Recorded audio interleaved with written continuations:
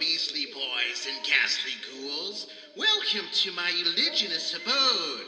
Follow me past the rotting weeds, the murky lake of yellow slime, to the bloated corpse that points the way. Now, step upon the stone molars, up, up, up, where we shall gather once again in the ancient skull of the giant wizard, where I, the Goblin Toad, will tell a terror tale to chill your blood. Tonight, I draw from deep within the wizard's skull a weird and eerie tale of Japanese shores, haunted 7 centuries by the vengeful race of the doomed Genji clan, and of a blind biwa-hoshi named Hoichi, as L. Hearn transcribes it from the ancient Kwaidan, Hoichi The Earless.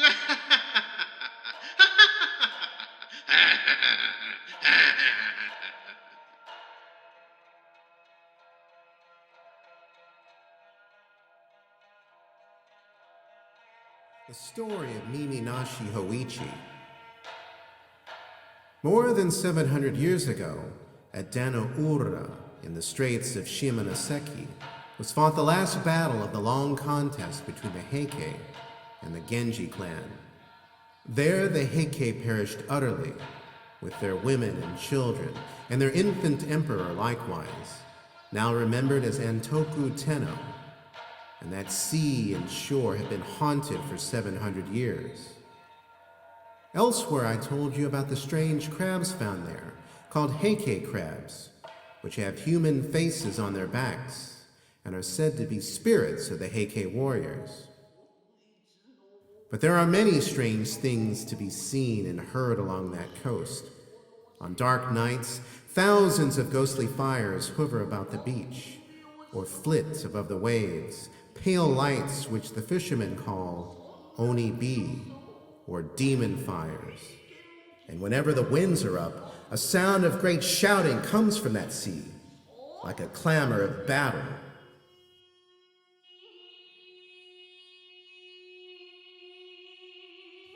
In former years, the Heike were much more restless than they now are. They would rise about ships passing in the night and try to sink them, and at all times they would watch for swimmers to pull them down. It was in order to appease those dead that the Buddhist temple Amidaji was built at Akamagaseki. A cemetery also was made close by, near the beach, and within it were set up monuments inscribed with the names of the drowned emperor and of his great vassals, and Buddhist services were regularly performed there on behalf of the spirits. After the temple had been built and the tombs erected, the Heike gave less trouble than before, but they continued to do queer things at intervals, proving that they had not found the perfect peace.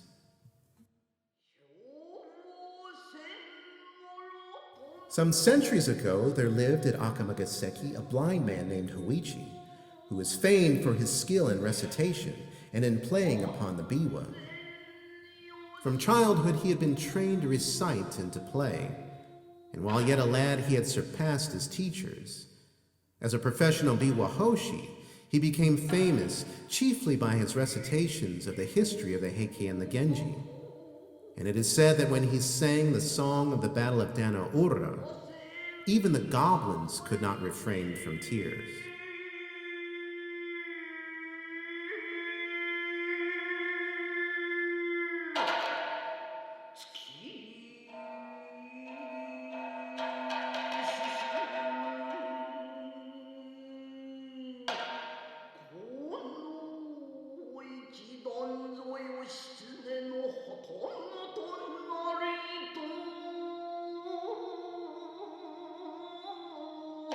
At the outset of his career, Hoichi was very poor, but he found a good friend to help him. The priest of the Amidaji was fond of poetry and music, and he often invited Hoichi to the temple to play and recite. Afterwards, being much impressed by the wonderful skill of the lad, the priest proposed that Hoichi should make the temple his home, and this offer was gratefully accepted. Hoichi was given a room in the temple building, and, in return for food and lodging, he was required only to gratify the priest with a musical performance on certain evenings, when otherwise disengaged. One summer night, the priest was called away to perform a Buddhist service at the house of a dead parishioner, and he went there with his acolytes, leaving Hoichi alone in the temple. It was a hot night, and the blind man sought to cool himself on the veranda before his sleeping room. The veranda overlooked a small garden in the rear of the Amadaji. There, Hoichi waited for the priest's return, and tried to relieve his solitude by practicing upon his biwa. Midnight passed, and the priest did not appear, but the atmosphere was still too warm for comfort within doors, and Hoichi remained outside. At last, he heard steps approaching from the back gate. Somebody crossed the garden, advanced to the veranda, and halted directly in front of him. But it was not the priest. A deep voice called the blind man's name, abruptly and unceremoniously, in the manner of a samurai summoning an inferior. "Hoichi!" Hoichi was much too startled for the moment to respond, and the voice called again in a tone of harsh command. "Hoichi!" "Hi!" answered the blind man, frightened by the menace in his voice. I am blind. I cannot know who calls." "There is nothing to fear," the stranger exclaimed, speaking more gently. "I am stopping near this temple, and have been sent to you with a message. My present lord, a person of exceedingly high rank, is now staying in Akamagaseki with many noble attendants. He wished to view the scene of the Battle of Dano-Ura, and today he visited that place. Having heard of your skill in reciting the story of the battle, he now desires to hear your performance. So you will take your biwa and come with me at once to the house where the august assembly is waiting." In those times, the order of a samurai was not to be lightly disobeyed. Hoichi donned his sandals, took his biwa, and went away with the stranger, who guided him deftly, but obliged him to walk very fast. The hand that guided was iron, and the clank of the warrior's stride proved him fully armed, probably some palace guard on duty. Hoichi's first alarm was over. He began to imagine himself in good luck, for remembering the retainer's assurance about a person of exceedingly high rank, he thought that the lord who wished to hear the recitation could not be less than a daimyo of the first class. Presently the samurai halted, and Hoichi became aware that they had arrived at a large gateway, and he wondered, for he could not remember any large gate in that part of the town, except the main gate of the Amadaji. "Kaimon!" the samurai called, and there was a sound of unbarring, and the twain passed on. They traversed a space of garden, and halted again before some entrance, and the retainer cried in a loud voice, "Within there! I have brought Hoichi!" Then came the sounds of feet hurrying, and screens sliding, and rain doors opening, and voices of women in converse. By the language of the women, Hoichi knew them to be domestics in some noble household, but he could not imagine to what place he had been conducted. Little time was allowed him for conjecture. After he had been helped to mount several stone steps, upon the last of which he was told to leave his sandals, a woman's hand guided him along interminable reaches of polished planking, and round pillared angles too many to remember, and over widths amazing of matted floor, into the middle of some vast apartment. There he thought that many great people were assembled. The sound of the rustling of silk was like the sound of leaves in a forest. He heard also a great humming of voices talking in undertones, and the speech was the speech of courts. Hoichi was told to put himself at ease, and he found a kneeling cushion ready for him. After having taken his place upon it and tuned his instrument, the voice of a woman, whom he divined to be the rojo, or matron in charge of the female service, addressed him, saying, "It is now required that the history of the Heike be recited to the accompaniment of the biwa." Now, the entire recital would have required a time of many nights. Therefore, Hoichi ventured a question. As the whole of the story is not soon told, what portion is it augustly desired that I now recite? The woman's voice made answer. Recite the story of the battle at Dano Ura, for the pity of it is the most deep. Then Hoichi lifted up his voice and chanted the chant of the fight on the bitter sea, wonderfully making his biwa to sound like the straining of oars and the rushing of ships, the whir and the hissing of arrows, the shouting and the trampling of men, the crashing of steel upon helmets, the plunging of slain in the flood.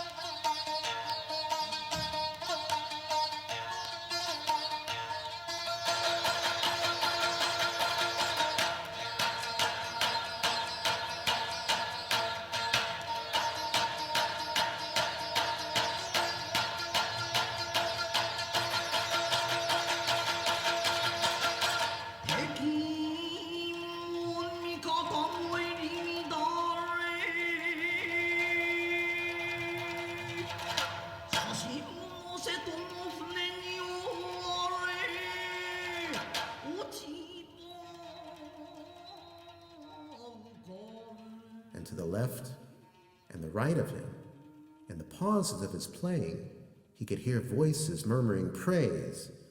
How marvelous an artist! Never in our own province was playing heard like this. Not in all the empire is there another singer like Hoichi. Then fresh courage came to him, and he played and sang yet better than before, and a hush of wonder deepened about him.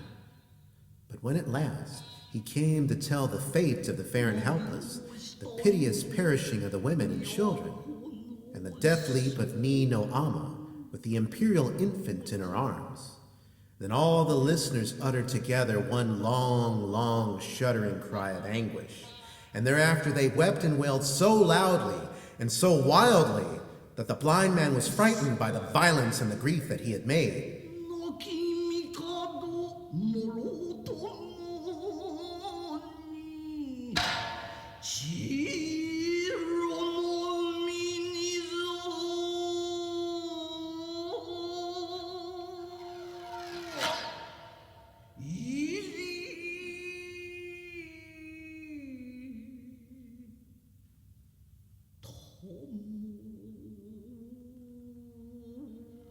For much time the sobbing and the wailing continued, but gradually the sounds of lamentation died away, and again, in the great stillness that followed, Hoichi heard the voice of the woman whom he supposed to be the Rojo. She said, Although we had been assured that you were a very skillful player upon the biwa, and without equal in recitative, we did not know that anyone could be so skillful as you have proved yourself tonight. Our Lord has been pleased to say that he intends to bestow upon you a fitting reward, but he desires that you shall perform before him once every night for the next 6 nights, after which time he will probably make his august return journey. Tomorrow night, therefore, you are to come here at the same hour. The retainer who tonight conducted you will be sent for you. There is another matter about which I have been ordered to inform you. It is required that you shall speak to no one of your visits here. during the time of our Lord's august sojourn at Akamagaseki. As he is traveling incognito, he commands that no mention of these things be made. You are free to go back to your temple. After Hoichi had duly expressed his thanks, a woman's hand conducted him to the entrance of the house, where the same retainer who had before guided him was waiting to take him home.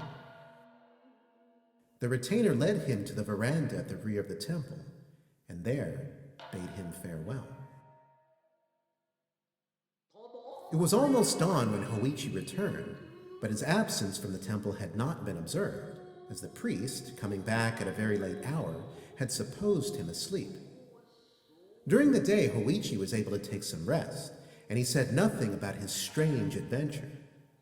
In the middle of the following night, the samurai again came for him and led him to the august assembly, where he gave another recitation with the same success that had attended his previous performance.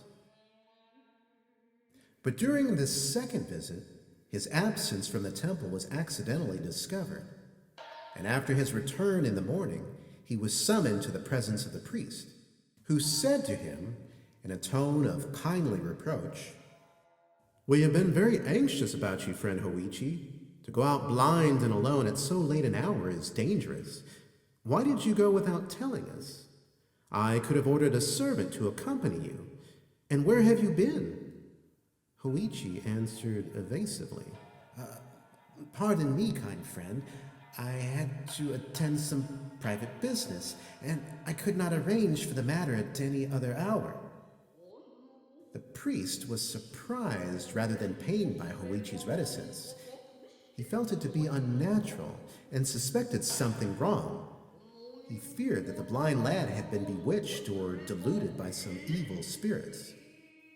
He did not ask any more questions, but he privately instructed the men servants of the temple to keep watch upon Hoichi's movements and to follow him in case that he should again leave the temple after dark. On the very next night, Hoichi was seen to leave the temple. The servants immediately lighted their lanterns and followed after him. But it was a rainy night and very dark, and before the temple folks could get to the roadway, Hoichi had disappeared. Evidently, he had walked very fast, a strange thing considering his blindness, for the road was in a bad condition. The men hurried through the streets making inquiries at every house which Hoichi was accustomed to visit, but nobody could give them any news of him. At last, as they were returning to the temple by way of the shore, they were startled by the sound of a biwa furiously played in the cemetery of the Amadaji.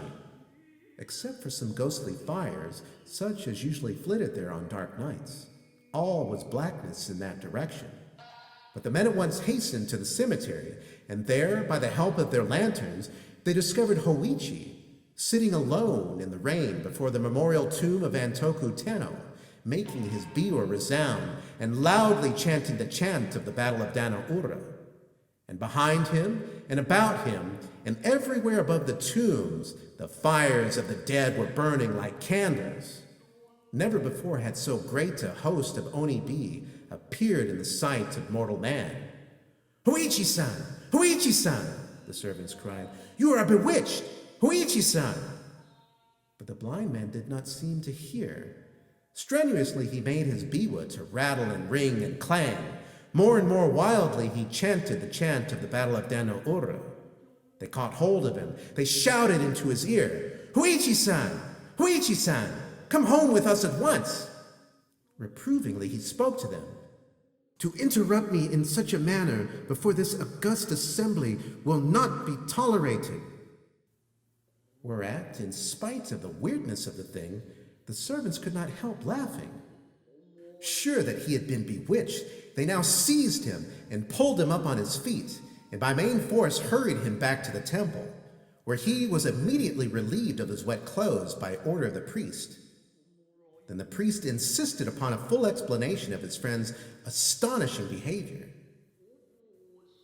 Hoichi long hesitated to speak, but at last, finding that his conduct had really alarmed and angered the good priest, he decided to abandon his reserve, and he related everything that had happened from the time of the first visit of the samurai. The priest said, "Hoichi, my poor friend, you are now in great danger. How unfortunate that you did not tell me all this before. Your wonderful skill in music has indeed brought you into strange trouble. By this time you must be aware that you have not been visiting any house whatever, but have been passing your nights in the cemetery among the tombs of the Heike, and it was before the memorial tomb of Antoku Tenno that our people tonight found you, sitting in the rain. All that you have been imagining was illusion, except the calling of the dead. By once obeying them, you have put yourself in their power. If you obey them again, after what has already occurred, they will tear you in pieces, but they would have destroyed you sooner or later in any event. Now I shall not be able to remain with you tonight. I am called away to perform another service, but before I go, it will be necessary to protect your body by writing holy texts upon it."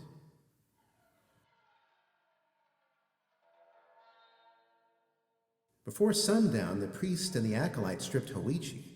Then, with their writing brushes, they traced upon his breast and back, head and face and neck, limbs and hands and feet, even upon the soles of his feet, and upon all parts of his body, the text of the Holy Sutra called Hanya Shinkyo. When this had been done, the priest instructed Hoichi, saying, "Tonight, as soon as I go away, you must seat yourself on the veranda and wait.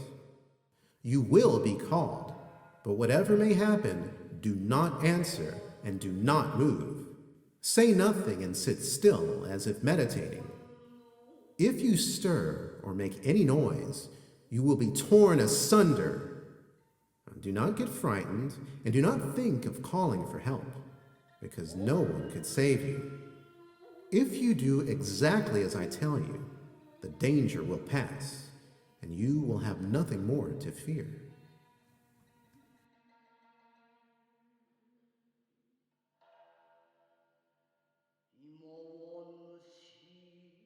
After dark, the priest and the acolyte went away, and Hoichi seated himself on the veranda according to the instructions given him. He laid his biwa on the planking beside him, and, assuming the attitude of meditation, remained quite still, taking care not to cough or to breathe audibly. For hours he remained thus.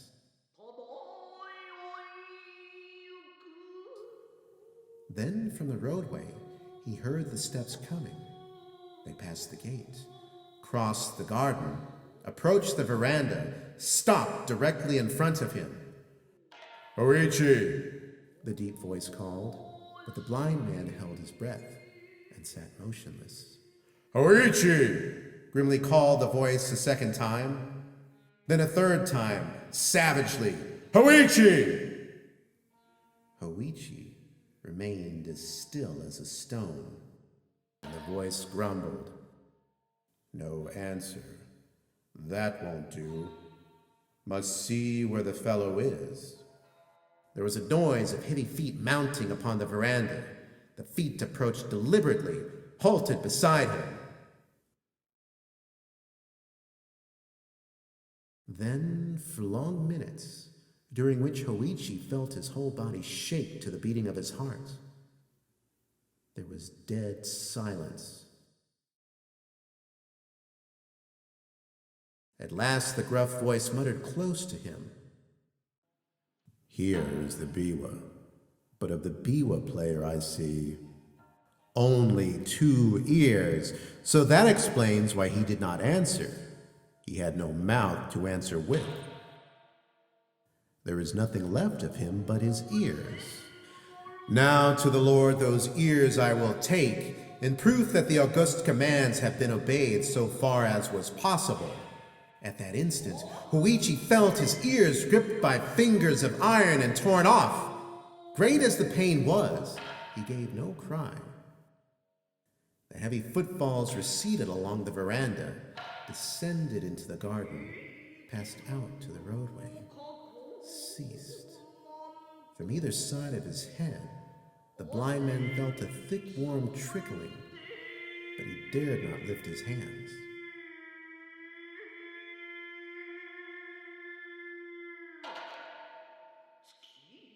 Before sunrise, the priest came back. He hastened at once to the veranda in the rear, stepped and slipped upon something clammy, and uttered a cry of horror, for he saw, by the light of his lantern, that the clamminess was blood. But he perceived Hoichi sitting there in the attitude of meditation, with the blood still oozing from his wounds. "My poor Hoichi," cried the startled priest, "what is this? Have you been hurt?" At the sound of his friend's voice, the blind man felt safe. He burst out sobbing and tearfully told his adventure of the night.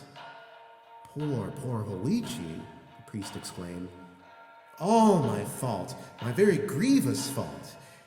Everywhere upon your body, the holy texts have been written, except upon your ears. I trusted my acolyte to do that part of the work, and it was very, very wrong of me not to have made sure that he had done it. Well, the matter cannot now be helped. We can only try to heal your hurts as soon as possible. Cheer up, friend. The danger is now well over. You will never again be troubled by those visitors."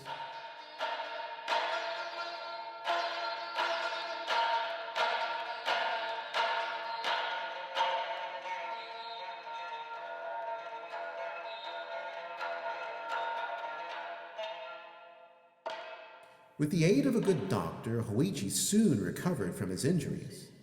The story of his strange adventure spread far and wide and soon made him famous. Many noble persons went to Akamagaseki to hear him recite, and large presents of money were given to him, so that he became a wealthy man. But from the time of his adventure, he was known only by the appellation of Miminashi Hoichi, Hoichi the Earless.